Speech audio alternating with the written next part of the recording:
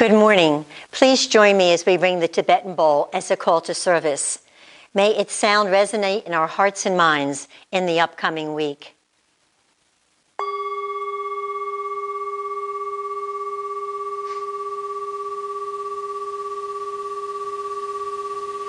Anxiety is like a rocking chair. It gives you something to do, but it doesn't get you very far. Jodi Picoult. And Kierkegaard says, anxiety is the dizziness of freedom. Two quotes to think about as we begin today's service where we'll take a further look at anxiety. Well, welcome to you all, our members and friends and visitors to this shared service of the Unitarian Universalists of the Chester River and the Unitarian Fellowship at Easton, churches that are relevant in our lives, active in the world, and grounded in love and justice. Wherever you are on your life's path, we welcome you this morning. My name is Annie Lavin, and I am your service leader today. Special gratitude to the tech team, John Ramsey and Jim Lavin.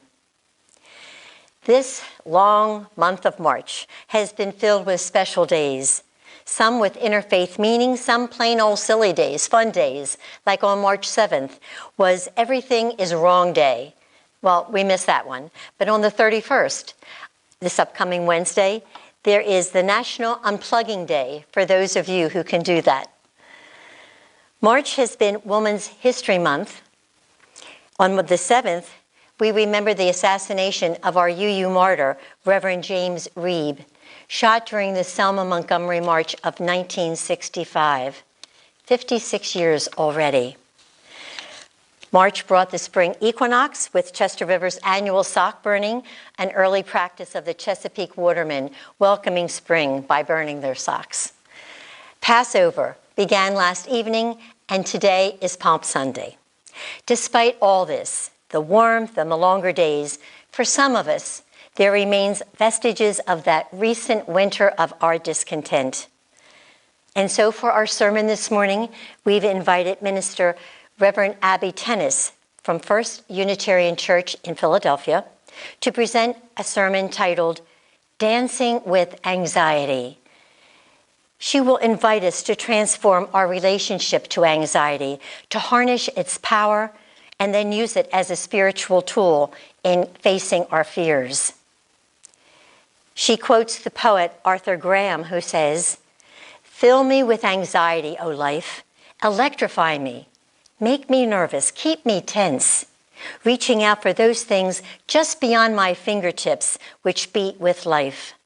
It's a new way of looking at anxiety, and it's a fine sermon with a sweet personal story that will touch your hearts. Our opening words this morning are read by Doug Jurius from Easton, standing in front of his magnificent cherry tree in bloom, proof positive that spring has come. And for reflections, we will go to Exodus and its deep, relevant message to Jews and non-Jews across the ages.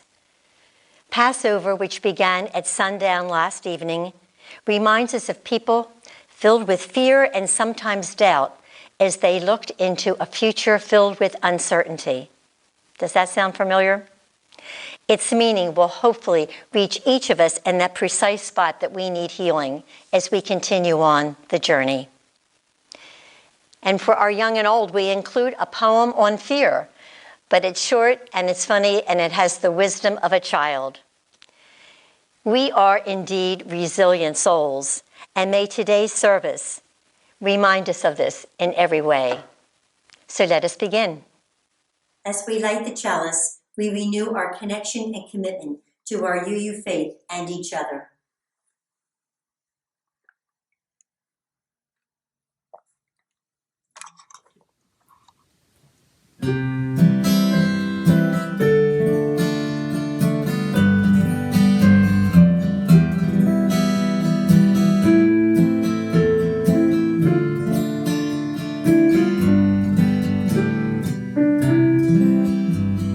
Spirit of life,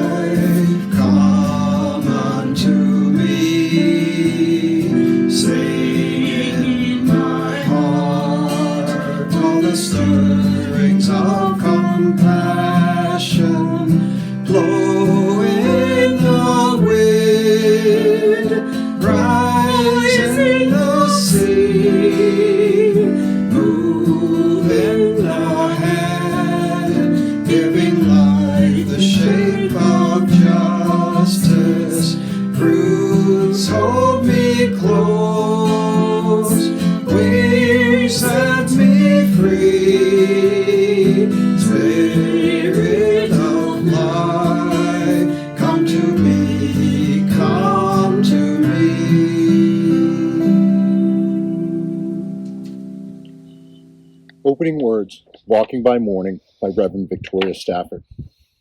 You know, we do it every day. Every morning, we leave our houses not knowing it will be for the last time. And we decide what we'll care, how much integrity, how much truth-telling, how much compassion, how much arrogance, and how much anger, and how much humor. You know we'll need that. How much courage. We'll need that too. And how much willingness to change or to be changed, to grow and to be grown. How much faith and hope, how much love and gratitude will you pack along with your lunch and medications, your date book and your papers? Every day you and I gather what we think we need, pick up that what we love, and all that we so far believe. Put on our history, shoulder our experience and memory, take inventory of our blessings, and we start walking towards morning. May this morning service be among the blessings you pack up and keep with you. So this is a poem for kids and adults too. It's about fear, which we all experience. In fact, it feels pretty much the same, no matter how old you are. Millie feared spiders. They would send her to despair. So I picked a spider up one day and popped it in her hair. For my mama always told me that it helps to face your fears, but regrettably, in Tilly's case, she shrieked with angry tears. I was trying to build her strength. I was trying to make her brave. But the teachers told me off, told me not to misbehave. It's like this, I tried explaining. I was once afraid of heights. But then I climbed a skyscraper and I saw the city lights. If only grown-ups listened to a child's point of view, they would see the world in a different way, maybe learn a thing or two.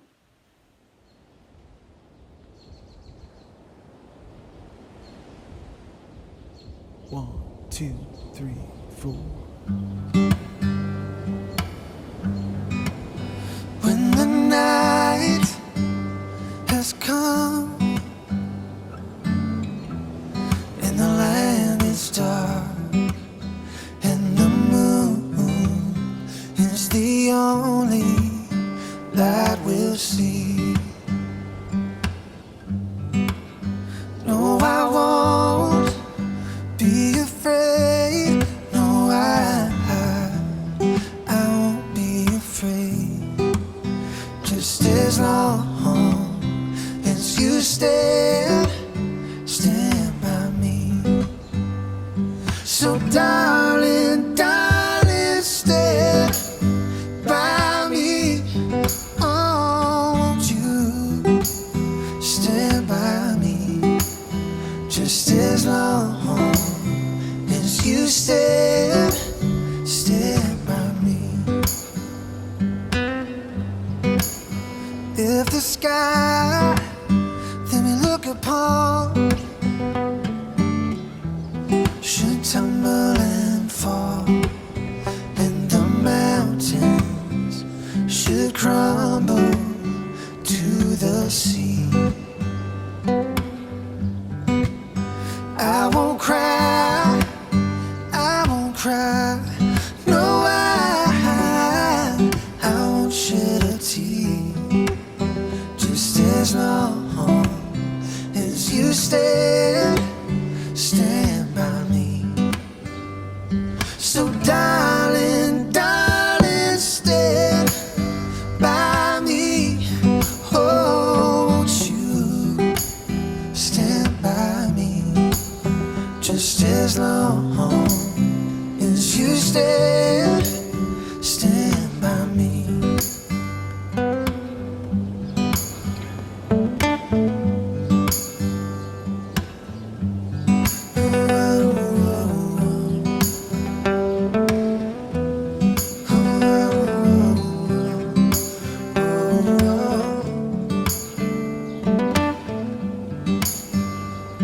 Whenever you're in trouble, won't you stand by me? Oh,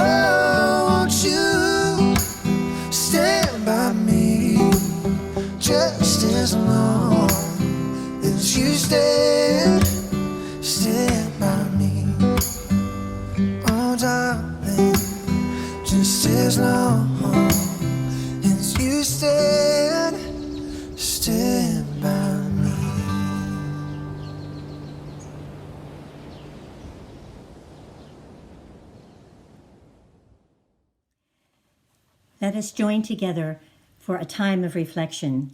Since Passover began at sundown last evening, we'll begin with a reading from Exodus and then a poem by Reverend Lynn Unger entitled Passover. Then you shall take some of the blood and put it on the doorposts and the lintels of the houses. And when I see the blood, I shall pass over you, and no plague shall fall upon you or destroy you when I smite the land of Egypt. Exodus 12, 7 and 13. They thought they were safe that spring night when they daubed the doorways with sacrificial blood. To be sure, the angel of death passed them over. But for what? 40 years in the desert without a home, without a bed, following new laws to an unknown land. Easier to have died in Egypt or stayed there a slave, pretending there was safety in the old familiar. But the promise from those first naked days in the garden is that there is no safety, ever, anywhere. Only the terrible blessing of the journey. You and I were born through a doorway marked in blood. We are, all of us, passed over, brushed in the night by those terrible, awesome wings. Ask that fierce presence whose imagination you hold. God did not promise that we shall live, but that we might at last glimpse the stars brilliant in the desert sky. Let us take a moment to reflect on the message from Exodus, that each of us has been brushed by those awesome wings and passed over as we set out into the unknown and carry with us the blessing of the journey. Acknowledgements of the heart is when we light a candle for our joy or concerns. If you have a joy or a concern that you would like us to light a candle for during the service, just notify Reverend Sue or the office. The candles that I have lighted this morning, the first one is for the ongoing presence of COVID in our lives. Those who are suffering, those who have passed, those who take care of us, and for each of us as we care for the other. The second candle is for the shootings in Colorado, the 10 souls that were lost, and for their families that are now suffering. The third candle is for the protection of our voting rights in all of the 50 states. And the fourth candle is for the children at the border. The children, those who are caring for them, those who legislate, and for our president as well. Wisdom and grace to each one of them. And now the fifth candle that I will light will be for your own joy or concern, yet unspoken.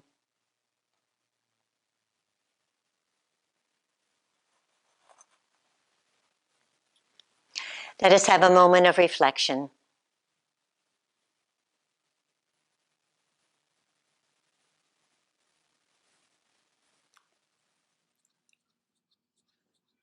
I'm Reverend Abbey Tennis. I serve as the lead minister here at First Unitarian Church because here in my living room is First Unitarian Church right now, and there in your living room or bedroom or wherever you are is First Unitarian Church right now. And the internet is First Unitarian Church because it's never been about the building, it's always been about the community that we share together. So good morning, First Unitarian Church. I wanted to talk today about some of the spiritual tools that we can use in times of anxiety. And the thing that I think is particularly powerful about spiritual tools is that instead of just being tools that help us manage or cope with anxiety, the spiritual tools that we use in anxiety can help us transform our relationship with anxiety itself. So that's what I want to talk about today, not getting out into nature, because that is important. I hope you're all doing that, not listening to music and making music and petting whatever furry creatures you have in your house. I hope you're all doing that. But let's talk about those spiritual tools, about how to transform our relationship with anxiety itself. So the first one is the most counterintuitive one for me. It's the hardest one for me. And that is looking at the ways that anxiety is a gift. because I think anxiety is a real gift to us in two particular ways. The first is that anxiety can help us see what is most important to us. I know that I am finding right now that I am having anxiety about my health and my loved ones' health, about whether I will have a continued livelihood, whether all of you will continue to have livelihoods through this. I'm worrying about how we're going to cope with the social isolation and how we're going to be able to continue to connect together during this time. And I'm hoping just in general, I'm worrying about our ability to thrive with kids out of school, with learning all happening online, with work all happening online, with so many of us isolated at home by ourselves. How are we going to continue to thrive? And so I'm worrying about the things that are actually the most important right now: health and livelihood and connection and our ability to thrive. You know what I'm not worrying about right now? Traffic. Is anybody worrying about traffic right now?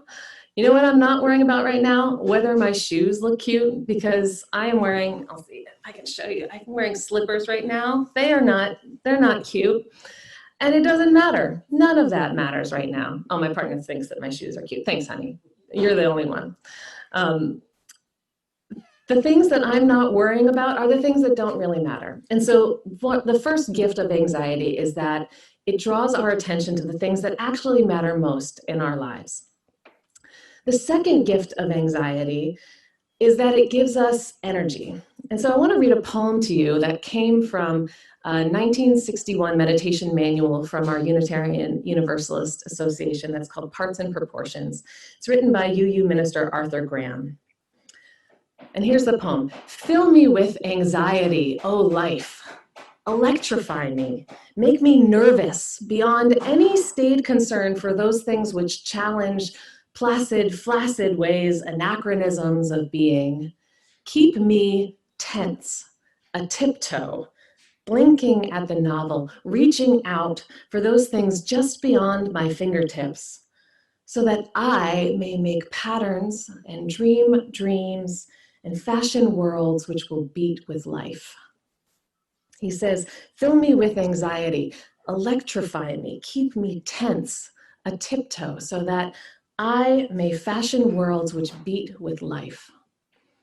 I don't know about you, but right now when I'm spending a lot of time sitting at my computer, too much time reading the news, sometimes it's just my anxiety getting high enough that actually makes me shut down my laptop and start moving around the house, start getting outside and into nature.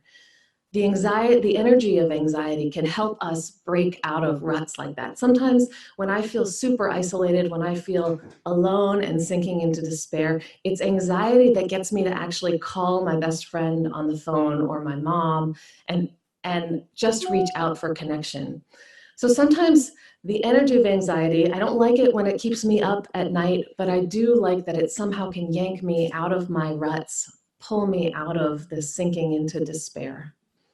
So this is the first spiritual tool, is connecting with our anxiety as a way of helping us to see what actually matters, what is actually most important in our lives, and helping us be energized to get out of our ruts, to get out of the ways that we sink into despair in horrible times like this. That is our first spiritual tool today for how to transform your relationship with anxiety. The second tool comes from the Buddhist tradition, and I have heard this in a talk from the nun Pema Chodron, who comes from the Tibetan tradition, in a talk that she gave called Unconditional Confidence. She talks about anxiety as waves in the ocean. And so I want to just invite you to take a moment to think about wading into the ocean, looking back at the shore. Think about what it's like to be maybe waist deep in the ocean, maybe chest deep in the ocean. And when it's a windy day, sometimes a wave will come up from behind you and knock you over, right? It catches us by surprise when those waves come and knock us over. And we find ourselves gasping and afraid and being dragged back by the undertow, mouths filled with salt, nose filled with sand, hair plastered over our face. That's what anxiety can do to us when we don't expect it and when we think it's not going to come to us. And what Pema Chodron talks about is instead of facing the shore and allowing ourselves to be knocked over repeatedly by these waves that we can't anticipate, she talks about turning to face the waves, turning to look at the ocean. Because when you face the waves, you can see that big wave that is coming towards you. You can see the one that is likely to knock you over, and you can brace yourself so that you are in a stronger stance. And you can take a deep breath so that if water crosses over your mouth, you'll be able to breathe underwater. And sometimes when those waves are really big, you can sometimes just lift yourself up, jump up into the wave and float with it until it passes. So when we face the waves, when we see them coming, we have the ability to withstand their magnitude better. And the other thing that happens when we face the waves is that we actually see the nature of the ocean, which is that there are more waves coming, and they're going to keep coming. The ocean will never stop bringing waves to the beach as long as there's a moon, as long as there are tides. And though we are in a time of a huge storm of anxiety, of giant waves that are crashing down on all of us, what's true is that those waves are going to keep coming. Even when the magnitude of this storm calms down, there will still be waves that come towards us. And somehow for me, when I turn and face the waves, they seem smaller, they seem more manageable, they seem less like a threat and more like the nature of existence. And so that's the second tool that comes from facing the waves, is both being able to see the big ones when they come, brace yourself, breathe deeply, and sometimes jump up into it and ride the wave, but also see the nature of the ocean, the nature of life, which is that waves are going to keep coming throughout our lives. And it's part of our way of being. So that's a second spiritual tool that can help us transform our relationship to anxiety, is just turning to face the waves, because we know we can't get out of the ocean. The third tool that I want to talk about today is one that I discovered in my own life. Many of you have heard me talk before about my father's battle with brain cancer. I lost my father to brain cancer about 13 years ago. And in the final months of his battle with brain cancer, he started feeling anxiety a lot. It would descend on him pretty much every afternoon. And when it descended on him, he would feel agitated and irritable and restless. He would be a little bit confused too because of the nature of his cancer. And at first, what we would do was take him on walks around the block. My mom and my brother and I would all just wrap his big arms around us and walk slowly around the block with him. And that would help for a time. And when he could no longer walk, we would get him into the car and drive around the neighborhood, drive around town. But when that didn't work, we started ramping up his anxiety medication. But the more you ramp up a medication like that, the more your body gets used to it. And it helped, but it also would make him more confused and muddled. And so one day, when he was in the middle of an intravenous chemotherapy treatment, one of these waves of anxiety descended on him.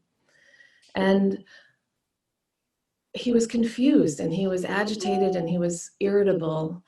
And we tried to explain to him that while he could get up and pace around the room with his IV pole, he couldn't take the needles out and he couldn't leave. By this point, this was one of our last chances to keep him with us for just a few days longer. And we were desperate for any hope that we still had.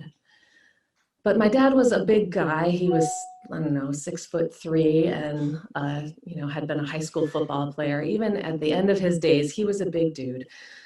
And so we knew that if he really got confused and agitated enough, that he would pull those needles out and we would have to leave before the infusion was finished, before his treatment. That was really our last hope of keeping him with us a few days longer was finished. And so we were on the verge of giving up, my mom and my dad and I and the doctors and nurses there.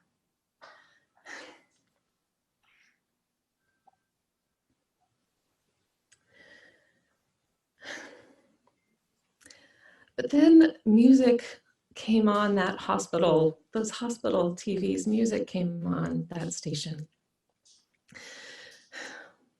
And I asked my dad to dance. And he came and he put his arms around me, and I put my arms around him. And my dad and I and his IV pole slow danced through the rest of his infusion to whatever music was playing on the hospital radio. And I felt the anxiety melt away from him as we held each other and as we moved to that music. And so this is the third tool of how to deal with anxiety, my friends, is put your arms around it. Love it, like you would a scared child or a confused elder. Hold on to your anxiety like the friend it is trying to be in your life, and allow its force to melt away so that you can see it for what it really is, which is something that it's desperately crying out to tell you this is what is most important. So that is the third tool I want to share with you this morning. We are in times of a huge storm of anxiety. It is huge. And we are all dealing with it. It is no longer just those with anxiety disorders and those with scattered anxiety here and there. We are all in it together.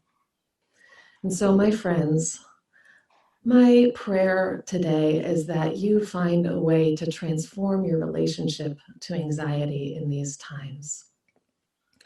May the gifts of your anxiety remind you what is most important in life.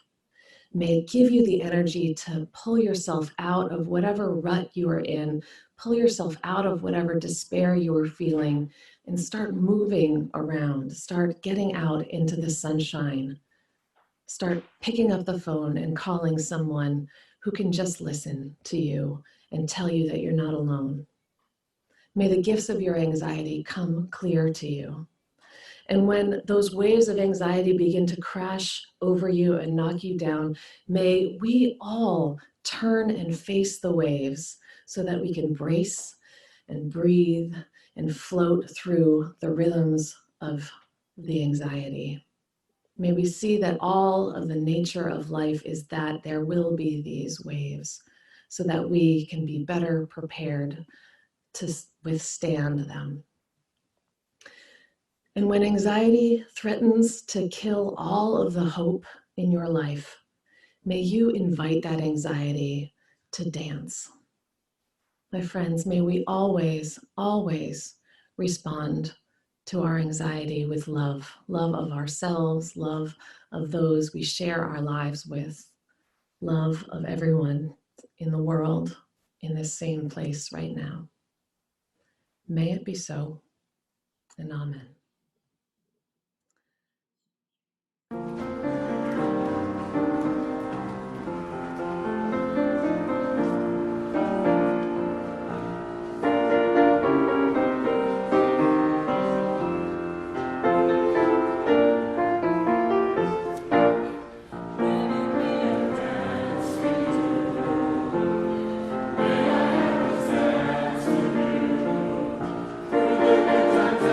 Better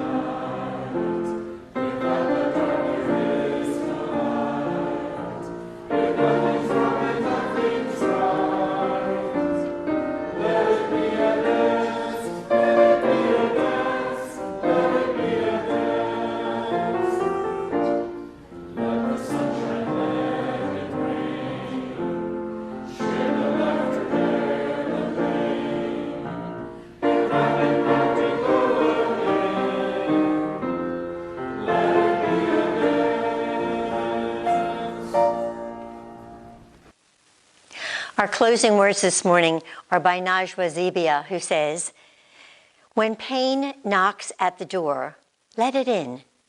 If you don't, it will knock harder and harder. Its voice will become louder and louder, so let it in. Spend some time with it, understand it, and then walk it to the door and tell it to leave, because it's time for you to welcome happiness." We will now extinguish the chalice. We extinguish this flame, but not the light of truth, the warmth of community, or the fire of commitment. These we carry in our hearts until we meet again. Philip will play the benediction, and then we will hear from the group playing for change as they send us on our way with "Don't worry, be happy."